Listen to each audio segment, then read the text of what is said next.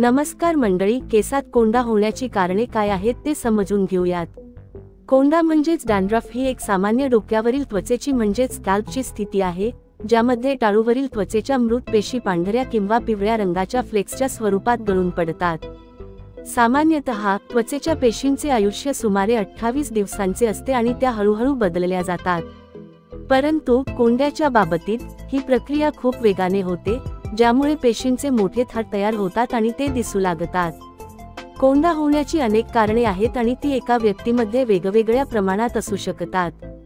चला प्रत्येक कारणाची सखोल माहिती घेऊयात। मालासेसिया ग्लोबोसा बुरशीची म्हणजेच फंगसची वाढ हे कोंड्याचे सर्वात सामान्य आणि महत्त्वाचे कारण मानले जाते। मालासेसिया ग्लोबोसा ही एक प्रकारची बुरशी आहे जी आपल्या टाळूवर नैसर्गिकरित्या असते। ही बुरशी निरोगी टाळूवर देखील आढळते आणि सहसा कोणतीही समस्या निर्माण करत नाही। ही बुरशी टाळूवरील सेबम म्हणजेच नैसर्गिक तेलावर पोसते। सेबम हे टाळूतील सेबेशियस ग्रंथींद्वारे तयार केले जाते। सेबमचे पचन करताना मालासेसिया ओलेइक ऍसिड नावाचे उत्पादन तयार करते। सुमारे 50% लोकांची टाळू ओलेइक ऍसिडसाठी सेन्सिटिव्ह असते। जेव्हा अशा लोकांमध्ये ओलेइक ऍसिड तयार होते, तेव्हा टाळू त्वरित प्रतिक्रिया देते। यामुळे त्वचेच्या पेशींचे नवीकरण खूप वेगाने होते।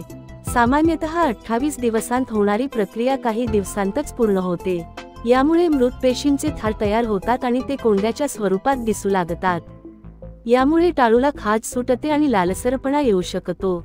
जास्त सक्रिय तेल ग्रंथी म्हणजेच ओव्हर ऍक्टिव्ह ऑइल ग्लँड आपल्या टाळूमध्ये असलेल्या सेबेशियस ग्रंथी सेबम नावाचे नैसर्गिक तेल तयार करतात। हे तेल केस आणि टाळूला मॉइश्चराइज करते। काही लोकांमध्ये या ग्रंथी जास्त प्रमाणात सेबम तयार करतात। या स्थितीला सेबोरिया म्हणतात।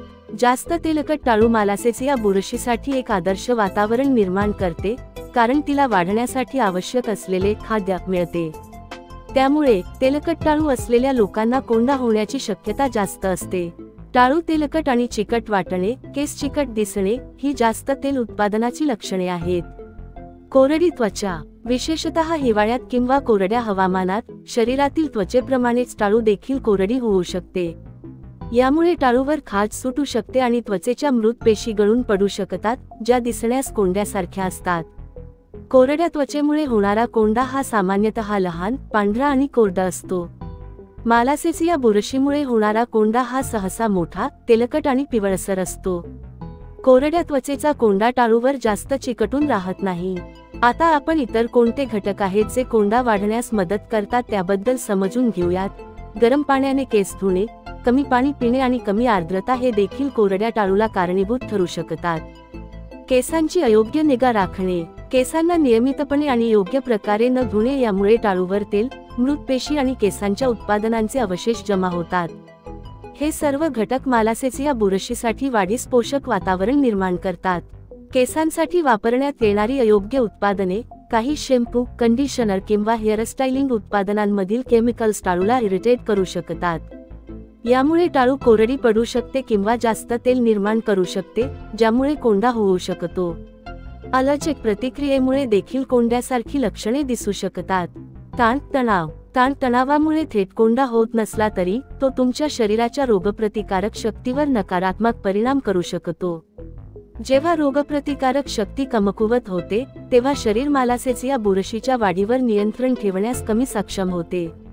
यामुळे कोंड्याची समस्या वाढू शकते किंवा ती अधिक गंभीर होऊ शकते।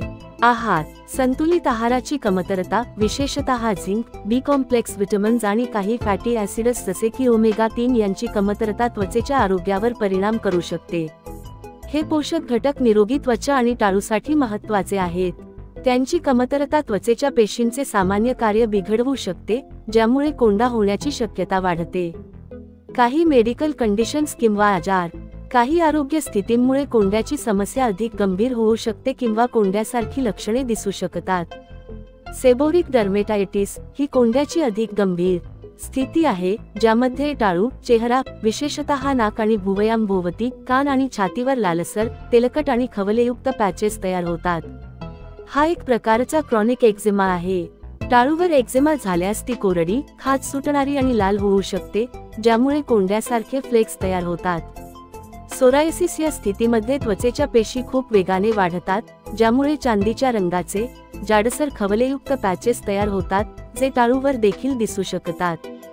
पार्किन्सन रोग आणि स्ट्रोक, काही न्यूरोलॉजिकल स्थितींमुळे देखील सेबमचे उत्पादन वाढू शकते, ज्यामुळे कोंड्याची शक्यता वाढते.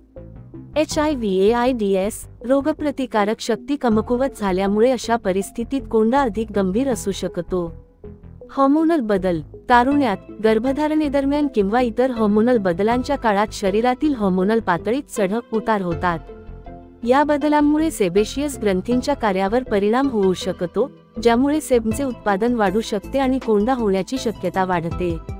कोंडा होण्याची अनेक कारणे असली तरी मालासेसिया ग्लोबोसा बुरशीची वाढ आणि टाळूतील जास्त तेल उत्पादन ही प्रमुख कारणे आहेत. इतर घटक जसे की कोरडी त्वचा, अयोग्य स्वच्छता, ताणतणाव आणि वैद्यकीय स्थिती ही या प्रमुख कारणांना अधिक गंभीर बनवू शकतात. जर तुम्हाला कोंड्याचा खूप त्रास होत असेल, खाज सुटत असेल किंवा टाळूवर लालसरपणा दिसत असेल, तर आपण आमचा सल्ला घेऊ शकता. व्हिडिओ आवडल्यास लाईक करा, सबस्क्राईब करा आणि शेअर नक्की करा.